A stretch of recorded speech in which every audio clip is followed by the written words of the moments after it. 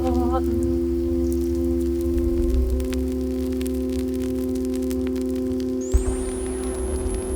Questo brucerà per almeno tutta la nottata e domani.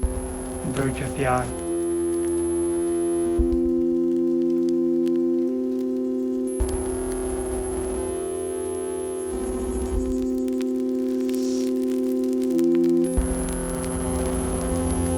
Questa è casa nostra.